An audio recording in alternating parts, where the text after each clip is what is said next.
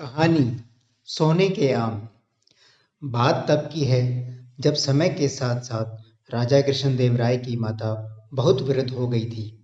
जैसे कि बुढ़ापा होता है, एक बार माता जी बहुत बीमार हो गई। उन्हें लगने लगा था कि अब वे ज़्यादा समय नहीं जी पाएंगी। उन्हें आम बहुत पसंद थे, उन्हें आम से लगाव था, इसलिए जीवन के आखिरी दिनों में वे आम दान करना चाहती थी। उन्होंने बेटे से ब्राह्मणों को आमों को दान करने की इच्छा जताई। उनका मानना था कि इस प्रकार दान करने से उन्हें स्वर्ग की प्राप्ति होगी। लेकिन दुर्भाग्य से कुछ ही दिनों बाद माताजी अपनी अंतिम इच्छा की पूर्ति किए बिना ही मृत्यु को प्राप्त हो गई। एक अच्छा पुत्र होने के नाते उनकी मृत्यु के बाद राजा ने सभी विद्वान ब्राह्मणों को बुलाया और अपनी माँ की अंतिम अपूर्ण इच्छा के बारे में बताया और आगे क्या करना चाहिए इस पर सलाह मांगी। कुछ देर तक सोचने के बाद सभी ब्राह्मण बोले, यह बिल्कुल अच्छा नहीं हुआ महाराज।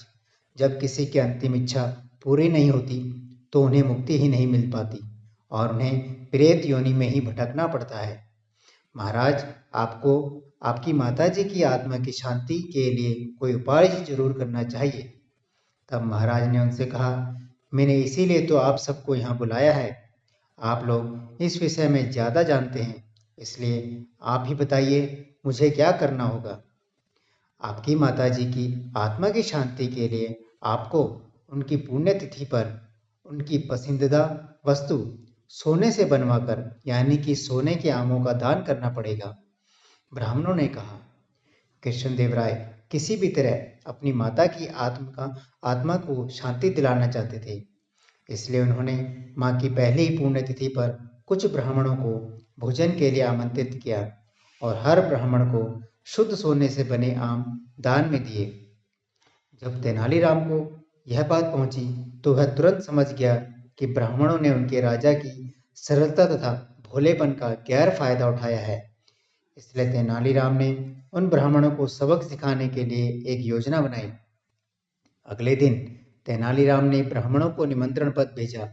उसमें लिखा था कि तेनालीराम भी अपनी माता की पुण्यतिथि पर दान करना चाहता है, क्योंकि उसकी माता भी अपनी एक अधूरी इच्छा छोड़कर मरी थी। जब से उसे पता चला कि उसकी माँ की अंतिम इच्छा पूरी न होने के कारण प्रेत बनकर भटक रही होगी, वह बहुत ही दुखी है और चाहता है कि जल्दी से उसकी माँ की आत्मा को शांति दिलाना चाहता है। ब्राह्मणों की आंखें चमक गई। उन्होंने सोचा कि तेनालीराम के घर से भी बहुत मूल्यवान दान मिल सकता है, क्योंकि वह शाही विदूषक जो है। सभी ब्राह्मण तय दिन तेनालीराम के घर पहुंच गए। ब्राह्मणों को स्वादिष्ट भोजन परोसा गया। भोजन ग्रहण करने के बाद सभी दान मिलने की प्रतीक्षा करने लगे। तभी उन्होंने देखा कि तेनालीराम लोहे के सलाखों को आग में गर्म कर रहा है। पूछने पर तेनालीराम बोला, मेरी माँ फोड़ों के दर्द से परेशान थी। मृत्यु के समय भी उन्हें बहुत तेज दर्द हो रहा था। इससे पहले कि मैं गर्म सलाखों से उनकी सिकाई करता, वह मर चुकी थी। अब उनकी आत्मा की शांति के लिए मुझे आपके साथ वैसा ही करना पड़ेगा जैसे कि उनकी अंतिम इच्छा थी। यह सुनकर ब्राह्मण बौखला गए।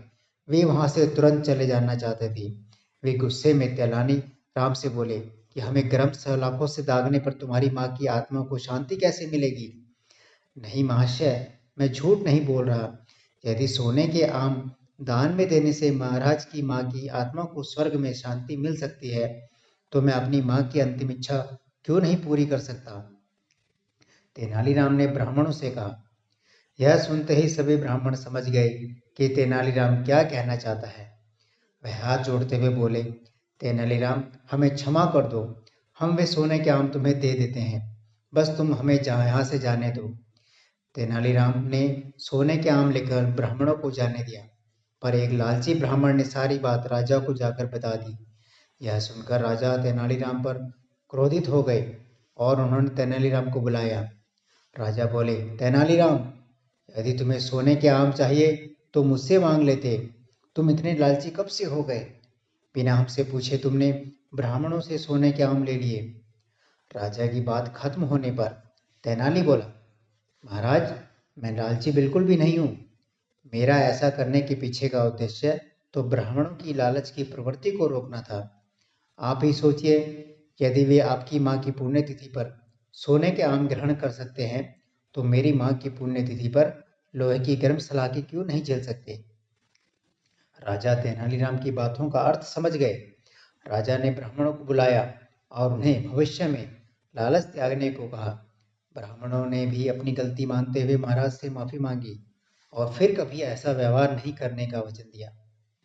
दोस्तों, तेनालीराम की ये मजेदार कहानी पढ़कर हमें यह तो पता चल गया कि ये अंधश्रद्धा सैकड़ों सालों से चली आ रही है, लेकिन हमें भी तेनालीराम की तरह समझदारी से काम लेकर हमें और अपनों को ऐसी अंधश्रद्धा से बचाना चाहिए।